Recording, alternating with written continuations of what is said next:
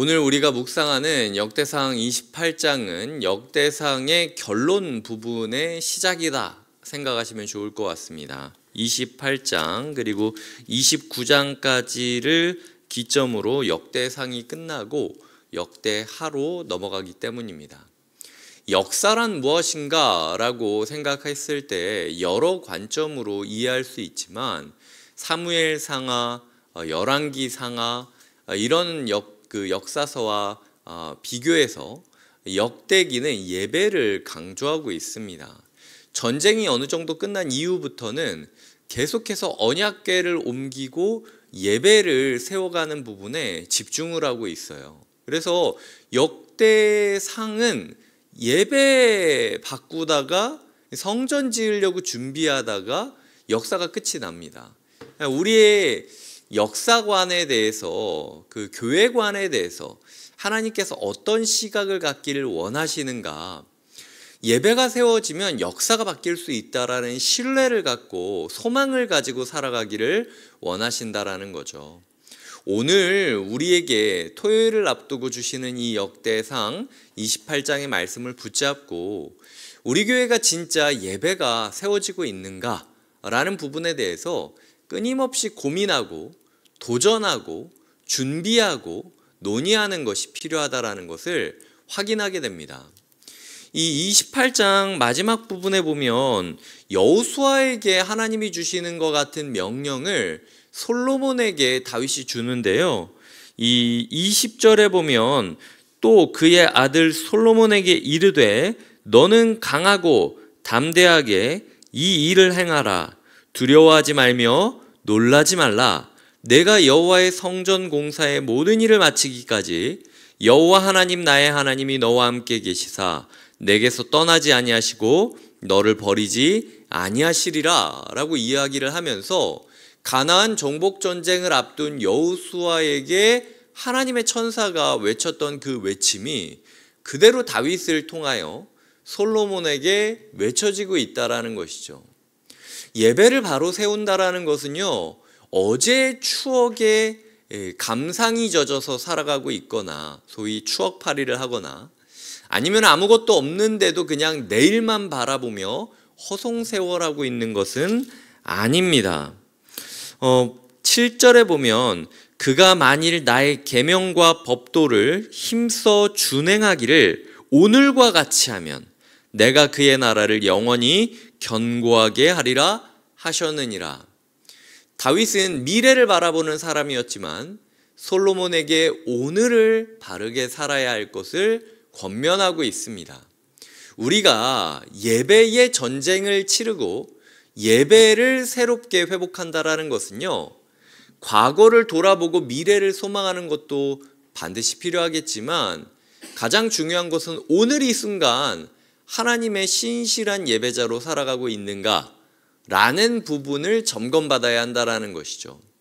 얼마 전에도 제가 이야기 드렸지만 솔로몬의 인생 가운데 1000번제라는 그 엄청난 예배에 집중하는 모습이 저희에게 각인이 되어 있기는 하지만 솔로몬이 진짜 끝까지 예배자로 그렇게 살아갈 수 있었는가, 아니면 처음에는 빵 터뜨리고 나중에는 그냥 원래 하던 대로 그냥 하다가 인생을 매듭짓게 되었는가, 여러 가지 생각했을 때 마치 그냥 하나님한테 선불권 드리고 나머지 그냥 일상적으로 살아가는 우리의 모습처럼 솔로몬도 그렇게 살아갔다라는 생각을 제가 지울 수가 없어요. 그래서 우리가 오늘 예배자로 살아가고 있는가 같이 고민해보고 오늘 이 순간 부족하더라도 최선을 다하여 예배자로 살아간다면 그의 나라를 영원히 견고하게 하리라. 우리의 가정이 영원히 견고하게 될 것입니다. 우리의 교회가 영원히 견고하게 될 것이라는 거죠. 하나님께서 나의 인생 가운데 복의 복을 베푸사 함께 꿈꾸고 함께 걸어가게 만드시는 하나님 나라를 이루어 가실 것이라는 것, 이것이 오늘 우리에게 주시는 약속이라는 것입니다.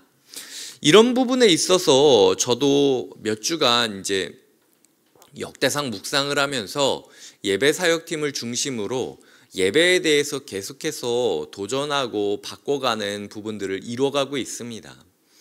뭐 예를 들어 보시면은 뭐 그 저희 코맥스 뒤에 이제 예배실 뒤편에 배너를 내리는 것부터 시작을 해서 예배 시간에 언제 불을 끄고 언제 불을 켜야 되는지, 그리고 최근에는 지금 봉헌송이 과연 저희가 여러 이유로 찬송가 1절만 하고 있지만 우리 교회가 진짜 봉헌을 고백할 수 있는 찬양이 없을까, 같이 지금 작곡하면서 지금 준비하고 있는 부분도 있고, 그리고 과연 우리가 이 예배 순서가 그냥 흘러가는 대로 따라가는 게 아니라 하나님과 우리 사이에 상호작용이 되는 건가, 우리가 어떤 시간을 통해서 하나님께 올려드리면 하나님께 집중해서 어떤 부분들을 같이 받고, 이런 맥락이 있는 예배를 드리고 있는가라는 부분에 대해서 계속해서 화두를 던지고 고민하고 있어요. 어쩌면은 저는 이런 고민들 자체가 이 역대상을 우리의 삶에 적용하기 위한 제 나름대로, 목사 나름대로의 몸부림이라고 생각을 합니다. 이런 부분들을 통해서 우리가 하나하나 차곡차곡 성전을 지어가는 준비를 하고 실천을 한다면 하나님께서 그렇게 도전하는 우리의 도전이 때로 잘못된다고 하면 알려주시겠죠. 잘한다라고 하면은 또 칭찬해 주시겠죠. 최선을 다하여 오늘을 살아가는 예배자들에게 하나님께서 응답해 주시고 인도해 주실 것을 믿어야 된다라는 것. 그래서 이 이스라엘은요, 왕이 누구누구였다, 영토가 어디까지였다, 전쟁을 어떤 거 했다, 이런 것보다도 예배에 포커스를 맞추고 있다라는 것을 봤을 때 곁에 있는 교회는 어떤 교회인가, 뭐 어디에서 뭐 어떤 건물을 짓고, 이거 중요하지 않습니다. 오늘 예배를 바르게 드리는 교회가 곁에 있는 교회라는 거죠. 나라는 사람은 누구입니까? 내가 어떤 업적을 이뤘고 내가 누구와 어떤 관계를 맺었고, 이것도 중요하지만요, 내가 오늘 예배자로 살아갔는지가 나의 정체성에 있어서 가장 중요한 부분일 수 있다는 사실을 기억하셔야 된다는 겁니다. 이 예배에 대해서 조금 더, 예배자라는 부분에 대해서 조금 더 첨언을 하자면요, 다윗은 성전을 짓지 못했지만 누구보다 예배자였습니다. 그렇기 때문에 우리가 가시적으로 무언가를 해야만 우리가 예배자다라고 생각하지 않으셨으면 좋겠다라는 거죠. 아까 이야기 드렸듯 준비를 하는 것만으로도 더 탁월한 예배자라고 불려질 수 있다라는 것. 그래서 성전을 짓는 과정 가운데 다윗은 성전을 못 보지만 무엇이라고 고백합니까? 19절에 보면은 다윗이 이르되 여호와의 손이 내게 임하여 이 모든 일의 설계를 그려 나에게 알려주셨느니라 라고 이야기를 하고 있죠. 다윗은 하나님의 설계도를 본 사람이라는 겁니다. 마치 모세가 하나님의 설계도를 보았듯 다윗에게도 하나님의 축복이 임하는 것이죠. 지어지지 않았지만 하나님의 손을 보는 사람이 있고요, 성전 다 지어놓고 하나님의 손을 못 보는 사람들도 있다라는 겁니다. 우리의 삶 가운데 예배자로 예배를 회복한다라는 건 꼭 무언가를 눈에 보이게 이루어야만 그렇게 이야기할 수 있는 게 아니라는 사실을 기억해야 되고요. 다음으로는 1절입니다. 28장 1절에 보면은 여러 사람들을 불렀다라고 이야기하는데, 결국 예배를 세우는 건 무엇인가? 함께 하게 되는 게 예배를 세워가는 겁니다. 혼자서는 이뤄갈 수 없는 게 예배 세우는 일이에요. 나 혼자 잘 드린다라고 예배가 되는 게 아니라는 겁니다. 누구까지 불러야 됩니까? 28장 1절에 보면 제가 가장 당황스러웠던 리스트업이 있는데 넷이라는 겁니다. 이 넷이가 들어가 있어요. 왜 넷이가 들어가 있을까? 신명기 23장에 보면은 이런 구절이 나옵니다. 제가 신명기 23장 1절을 한번 읽어 드릴게요.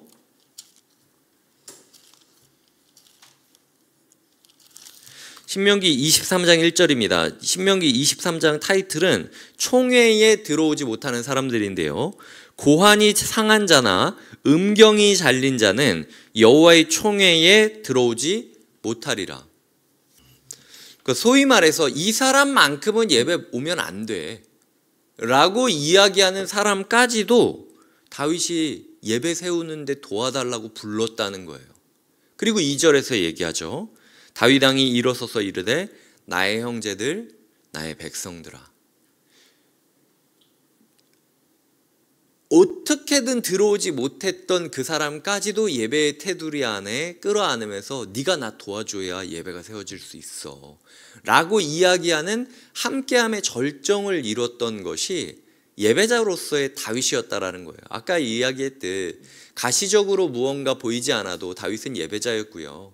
그리고 이 내시까지도 예배자로서 나의 백성, 나의 형제라 포용하면서 네가 우리 예배를 도와줘야 돼. 뭐 예를 들어 술 마시고 와서 뭐 그 교회 와가지고 술 냄새 풀풀 풍기고 토하고 하는 사람도 예배자입니까? 그 사람도 우리 교회 예배가 세워지기 위해서는 필요할 수 있어요. 이단에서 다니고 그래서 계속 따가운 시선으로 봐야 되는 사람들도 예배에 필요한 사람입니까? 그 사람까지도 곁에 있는 교회에 있어야 곁에 있는 교회의 예배가 세워질 수 있어요. 이런 부분에 있어서 우리의 한계선이 어디까지인가? 우리의 사랑의 한계선이 그래도 요건 우리까지인가? 아니면 내시까지 이 예배의 한계선이 확장되어져 가고 있는가? 이것을 오늘 말씀을 통하여 하나님께서 우리에게 도전하고 있다라는 것이죠. 자, 그 다음에 보시면은 5절입니다. 여호와께서 내게 여러 아들을 주시고 모든 아들 중에서 내 아들 솔로몬을 택하사 여호와의 나라 왕위에 앉혀 이스라엘을 다스리게 하려 하실 때 라고 이야기하는데, 예배자로서의 다윗은요 후계를 세울 수 있는 사람이었습니다. 지금도 어린이부 수련회가 진행되고 있지 않습니까? 어제 제가 그 아이들 맞이하면서 출발하는 것을 같이 기도해 줬었는데, 초등학교 1학년 아이들은 45인승 버스 안에 인원이 다 차가지고 이 초등학교 1학년 아이들 같은 경우는 저희 그 봉고에 타가지고 선생님이랑 같이 움직였는데, 이 해맑은 아이들 정말 물총을 한 손에 들고 선생님들의 지도를 받으면서 비가 안 오기를 간절히 바라고 예배를 향해 떠났던 그 아이들의 모습을 보면서 저는 꼬마 군사들이 생각났어요. 그 아이들이 지금은 물총 들고 있으면서 수련회 때 뭐 제일 좋아? 그러면은 애들이랑 이물총으로 애들을 다 저격시키고 이런 이야기하는 친구들인데, 이 친구들이 진짜 하나님을 만나서 그 1학년 애들 떠날 때 그 얘기를 했거든요. 목사님은 수련회 가서 하나님을 만났고 그래서 너희들도 하나님을 만났으면 좋겠다. 사실 목사님은 초등학교 때 너무 하나님을 만나고 싶었는데 목사님만 못 만나고 친구들이 막 하나님을 만난 것 때문에 목사님 너무 속상하고 힘들었었다. 근데 중학교 때 하나님과 만나서 목사님이 이렇게까지 바뀌었는데 너희들 요번 수련회에서 하나님 만났으면 좋겠다. 초등학교 1학년 아이들이랑 그런 얘기들을 나눴어요. 그래서 목사님은 진짜 하나님을 만났어요? 막 이렇게 이야기하는 친구들을 보며, 하나님 이 아이들이 지금은 물총을 들고 있지만 그럼에도 불구하고 솔로몬을 택하사 왕위를 견고하게 했다라고 선포했듯, 우리가 우리의 예배만을 위하여 살아가는 게 아니라 하나님이 이 아이들을 택하셨음을 내가 안다. 하나님이 이 아이들을 통하여 세상을 바꿔가실 것을 내가 믿는다 라고 선포하면서 다음 세대를 키워주는 예배가 다윗이 예배자로서 했던 역할이라는 것이죠. 그래서 우리가 우리의 아이들을 위하여, 우리의 청년들을 위하여 기도해 주는 것이 필요하다라는 것, 이것이 우리의 예배의 회복에 있어서 중요하다라는 것을 이야기 드리고 싶습니다. 그리고 그들에게 그냥 마냥 오냐오냐 해주는 게 아니라 10절에 보면, 그런즉 이제 너는 삼갈지어다. 여호와께서 너를 택하여 성전의 건물을 건축하게 하셨으니 힘써 행할지니라 라고 이야기를 하죠. 아닌 걸 아니라고 다음 세대에 이야기해 줄 수 있는 것도 예배자로서의 덕목이라는 것이죠. 말씀을 맺겠습니다. 우리가 주말을 맞이하여 예배를 회복시켜야 할 것을 다시 한번 꿈꾸게 됩니다. 우리 교회의 예배를 위하여, 나의 예배자로서의 삶을 위하여 다음 세대가 예배자로서 택함받고 세워지며 오늘을 바로 살아갈 수 있도록 중보하며 기도하는 것이 필요하다라는 거죠. 이런 기도의 순간들을 통하여 우리 교회의 예배가 새롭게 회복되고 역사가 새롭게 전환점을 맞이할 수 있기를 주님의 이름으로 축복드립니다. 기도하시겠습니다. 하나님 아버지 감사합니다. 우리 교회의 예배를 회복하게 하여 주시고 나의 예배가 회복되게 하여 주시옵소서. 감사하고 예수님의 이름으로 기도드립니다. 아멘.